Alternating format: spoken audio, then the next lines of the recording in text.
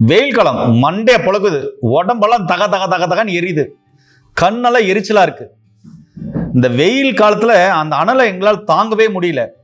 அந்த அளவுக்கு உடல் உஷ்ணமா இருக்குது, பித்தம் அதிகமா இருக்குது. சூப்பரா இருக்கும் குடிக்கிறதுக்கு. இது ஒரு டைம் குடிச்சிட்டீங்கன்னா அந்த வெயில் காலம் முடிகிற வரையும் குடிப்பீங்க. இந்த வெயிலால என்னால் தாங்கவே முடியலப்பா, அவ்வளவு உடம்பு ஈட்டு பாடுறவங்களுக்கு, உடல் உஷ்ணமாக்குறவங்களுக்கு தாராளமா குடிக்கலாம். அது என்ன மூலிகைலாம் சேர்த்தணும், எப்படியெல்லாம் குடிக்கணும் அப்படின்ற எல்லா விஷயத்தையும் இந்த வீடியோல பார்க்கலாம். அதனால என்னென்ன நன்மைகள் பார்க்கலாம். வாங்க வீடியோ கொள்ளலாம். வணக்கம் நண்பர்களே, நல்லதை பகிர்ந்து ஆரோக்கியமான சமுதாயத்தை உருவாக்கும் நான் உங்கள் அன்பு சோனா ஹரிதாஸ். இந்த உடம்பு குளிர்ச்சியா இருக்கணும், ஆரோக்கியமா இருக்கணும், அதுக்கு என்ன மாதிரியான ஒரு இயற்கை மருத்துவ முறை இருக்குன்னு கேட்டிருக்கீங்க.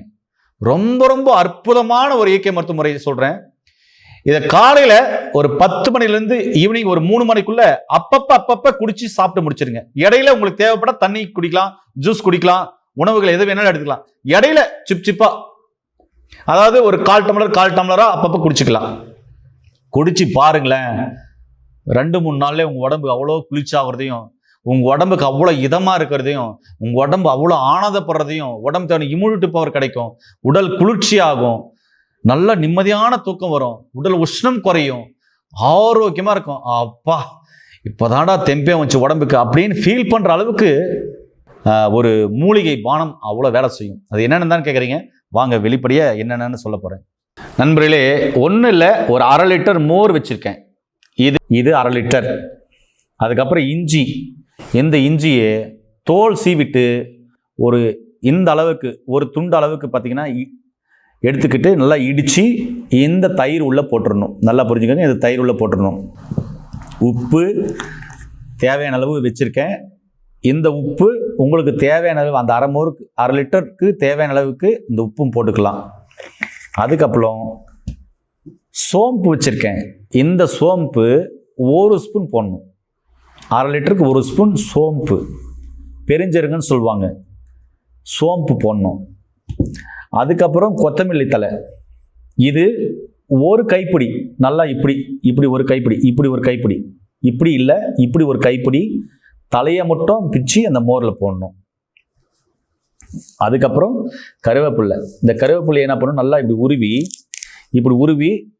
இப்படி ஒரு கைப்பிடி இல்லை, இப்படி ஒரு கைப்பிடி இல்லை, இந்த கைப்பிடியில் பாதி அளவு மோரில் போடணும். போட்டு எல்லாத்தையும் அரைச்சி வடிகட்டி குடிக்க போகிறோம். இப்போ நான் இதில் என்னென்ன போடுறேன்றதை உங்களுக்கு காமிக்கிறேன் பாருங்கள். இப்போது 1/2 லிட்டர் மோரில் பாருங்க, 1/2 லிட்டர் மோரில் 1/2 லிட்டர் மோரில் பாருங்க, இவ்வளோ கருவேப்பிலை போட்டிருக்கேன். அதுக்கப்புறம் இங்கே பாருங்க, இந்த கொத்தமல்லி தலையே இப்படி ஒரு கைப்பிடி,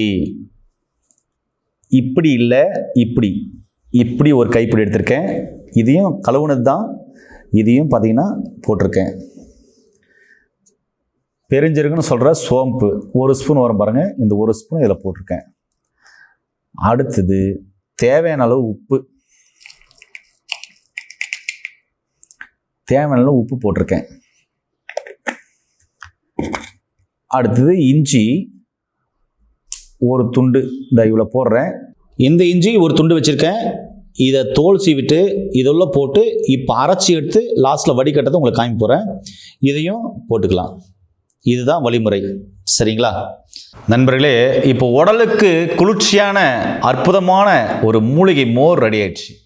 அது எப்படி ரெடி பண்ணுறது சொல்லியிருக்கேன். கொத்தமல்லி இருக்கு இல்லையா, அதை நான் 1 கைப்பிடி போட்டால் எனக்கு ரொம்ப பிடிக்கின்றதுனால அதெல்லாம் நீங்கள் பாதி கூட போட்டுக்கலாம், உங்களுக்கு பிடிச்ச அளவுக்கு போட்டுக்கலாம். ஆனால் கொத்தமல்லி கம்பல்சரி கொஞ்சம் அதிகமாகவே தேவை. அதே மாதிரி கருவேப்பிலையும் உங்களுக்கு பிடிச்ச அளவு போட்டுக்கலாம். நான் சொன்னதில் பாதியாவது எடுத்துக்கோங்க, ஏன்னா அது ரொம்ப ரொம்ப அருமையாக கேட்கும். கொத்தமல்லி ரத்தத்தை தூய்மைப்படுத்தும், உடலுக்கு குளிர்ச்சி கொடுக்கும், சரிங்களா? உடலில் இருக்கிற இம்யூனிட்டி பவரை பூஸ்டப் பண்ணி கொடுக்கும், அவ்வளோ வேலை செய்யும். கருவேப்பிலை அதாவது கருவில் இருக்கிற வெப்பத்தையே எடுக்கும். அதனால தான் அதுக்கு பேரு கருவேப்பிள்ளை. கர்ப்பப்பைக்குள்ள கரு இருக்கு இல்லையா, அங்க இருக்கிற வெப்பத்தை எடுக்கிறதுக்காக நம்முடைய முன்னோர்கள் இதை மருந்தாய் ஒரு சில மூலிகைகள் கொண்டு பயன்படுத்தினாங்க. கருவுல இருக்கிற வெப்பத்தை கூட எடுக்கக்கூடியதுனால அதுக்கு பேரு கருவேப்பிலைன்னு வச்சாங்க. கர்ப்பப்பையில் இருக்கிற வெப்பத்தையும் எடுக்கும். அதனாலதான் அது பேர் கருவேப்பிள்ளை. அப்ப பாத்துக்கோங்க, அப்ப உடல்ல இருக்கிற வெப்பத்தை அது எவ்வளவு நல்லா எடுக்கும் அப்படின்னு சொல்லிட்டு. கருவேப்பிள்ளை அவ்வளவு மருத்துவங்கள் இருக்கு. கருவேப்பிள்ளை பத்தி பேசினா ஒரு நாள் ஃபுல்லா பேசலாம். சரி, இப்ப வடிகட்டிக்கலாம் வாங்க. அருமையான மூலிகை மோர் ரெடி. இந்த வெயில் காலத்துக்கு, உடல் குளிர்ச்சிக்கு, பைல்ஸ் உள்ளவங்களுக்கு யார் வேணும்னு எடுக்கலாம். அது உங்களுக்கு வெளிப்படையா நானும் குடிச்சு காமிக்க போறேன் டேஸ்ட் எப்படி இருக்குன்ட்டு. இப்படிதான் இருக்கும் மோர். சும்மா சூப்பரா இருக்கும். தேவையான அளவு உப்பு போட்டுக்கலாம்.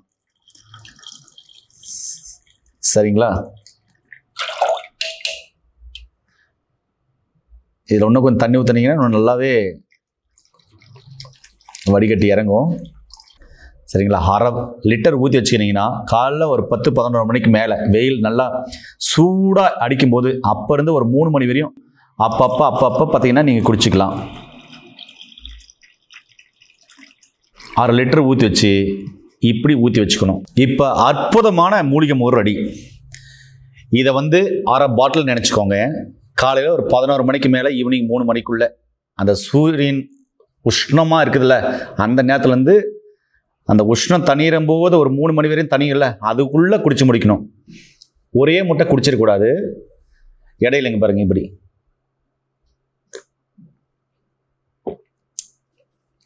இப்படின்னு குடிச்சிக்கலாம். சரிங்களா? அதுக்கப்புறம் நார்மலாக தண்ணி குடிக்கலாம், சாப்பிட்லாம், ஜூஸ் குடிக்கலாம், அது மாதிரி குடிச்சிக்கலாம். இந்த 1/2 லிட்டர் மோரை காலைல ஒரு 11 மணிக்கு ஸ்டார்ட் பண்ணிங்கன்னா 10-11 மணிக்குனாக்கா 11, 12, 1, 2, 3 இந்த 5 மணி நேரத்தில் இந்த 1/2 லிட்டர் மோரை சிப்பாக குடிக்கணும்.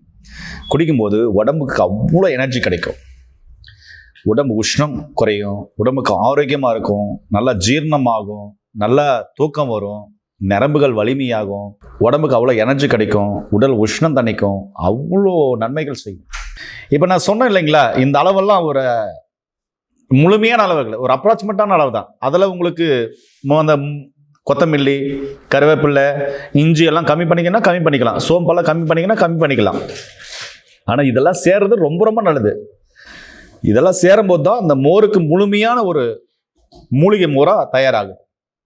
கண்டிப்பாக சாப்பிட்டு பாருங்களேன், ரொம்ப ரொம்ப அருமையாக இருக்கும். இதோடு சேர்த்து தினமும் வெயில் காலத்தில், தினமும் இல்லை எப்போவுமே தமிழர்களை நாம் இந்தியாவில் இருக்கோம், இந்தியர்களை நாம் என்ன பண்ணணும் அப்படின்னு சொன்னால், என்னுடைய கருத்து, தனிப்பட்ட கருத்து, தினமும் பழைய சோறு, பழையது, பழைய நீர், பழைய கஞ்சின்னு சொல்லுவாங்களா, அது தினமும் காலை உணவாக எடுத்துகிட்டு வரணும். சின்ன வெங்காயத்தோடு கடித்து சாப்பிடுவாங்க. இதெல்லாம் நம்முடைய முன்னோர்கள் சொன்ன உணவு, நம்ம மறந்த உணவுகள். இந்த வீடியோ பிடிச்சிருக்குன்னு நினைக்கிறேன். மீண்டும் இன்னொரு அருமையான பதிவில் உங்கள் அனைவரை சந்திக்கும் வரை உங்களிடம் விடைபெறும் குடும்பத்தில் ஒருவனாக உங்கள் அன்பு சோனாரிதாஸ். நன்றி, வணக்கம்.